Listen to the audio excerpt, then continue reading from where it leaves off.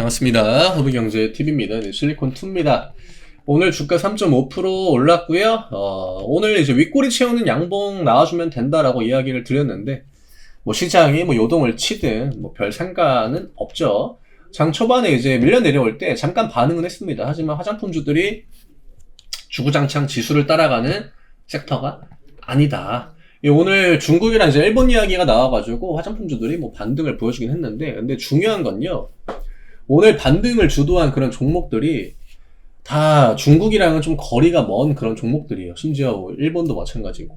API 같은 경우는 이제 일본 매출에 대한 그게 이제 최근에 많이 올라오긴 했지만, 이거는 중국에 대한 기대감이 들어왔다라고 봐야 되는 거거든요. 근데 아이러니하게 아모레는 중국 의존도를 낮추고 실적 개선이 되고 있고요. 철수도 많이 했죠. 중국 사업에서.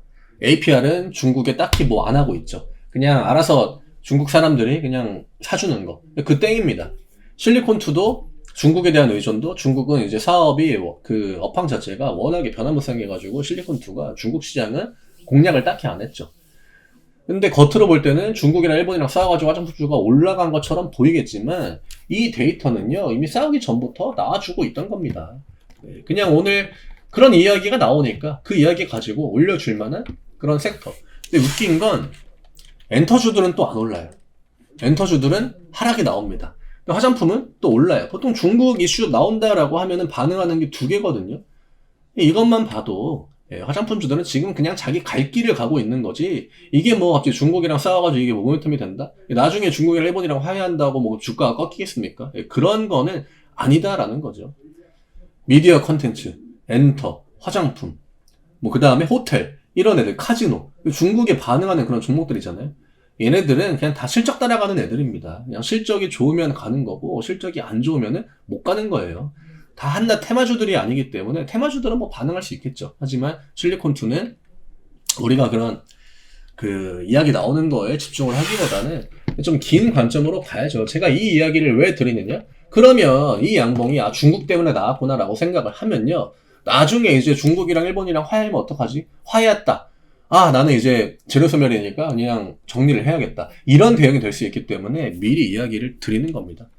48,000원만 넘어오면 된다라고 이야기를 드렸죠. 지금 분위기면 오늘 아모레퍼시픽 홀딩스가 9%, 8%까지 올렸고, 코스메카 코리아가 전중에 7% 정도까지 이제 올린 다음에 윗꼬리가 만들어졌는데, 전고점을 그냥 무난하게 채워갑니다. 오늘 또 결국 중국 이슈가 나온 게 해가 되진 않았습니다. 해가 되진 않았지만 어차피 채워나가야 되는 그런 양봉 구간이었고, 48,000원을 건드려주고 그 다음에 이제 조정을 보여주게 되면 이제 이 구간을 넘어갈 준비를 어느 정도 마쳤다라고 보시면 될 것 같아요. 오늘 외국인 기관들 양매수가 또 굉장히 고르게 들어와 줬고요.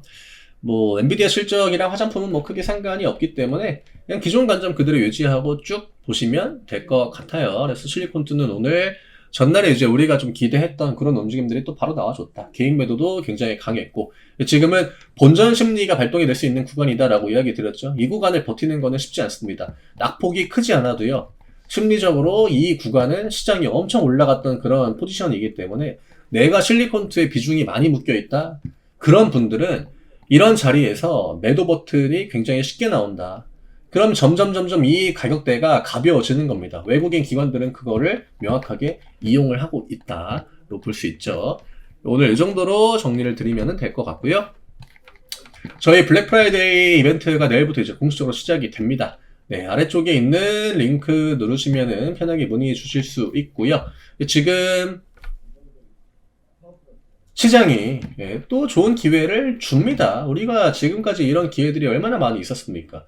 내가 그때 심리에 지배당해서 시장에 쫄아가지고 또 그냥 놓친 다음에 올라가네? 따라 붙었는데 조정 나오고, 이런 것들 매번 개인 투자하시는 분들이 겪는 그런 패턴이잖아요.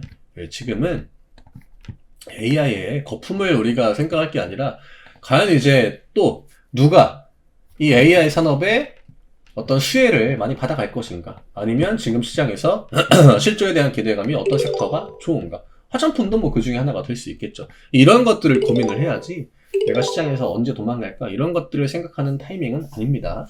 저는 내일 다시 또 인사드리도록 하겠습니다. 감사합니다.